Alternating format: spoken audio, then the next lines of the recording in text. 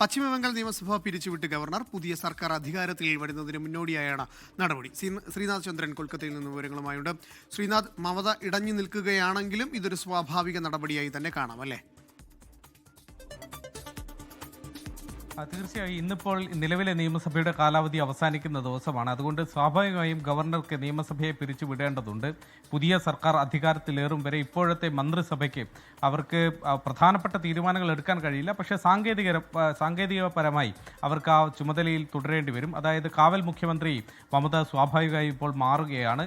ഇതിപ്പോൾ പുതിയ മുഖ്യമന്ത്രി അധികാരത്തിൽ വരുന്നതോടെ, പുതിയ സർക്കാർ അധികാരത്തിൽ വരുന്നതോടെ ഈ സർക്കാരിൻ്റെ ഭരണം അത് പൂർണ്ണമായി തന്നെ അവസാനിക്കും. ഇപ്പോഴത്തെ നടപടിയോടെ സാങ്കേതികമായി ഒരു ഭരണ സംവിധാനമായി നിലനിൽക്കാൻ മാത്രമേ അവർക്ക് കഴിയുകയുള്ളൂ. അനൂപ്,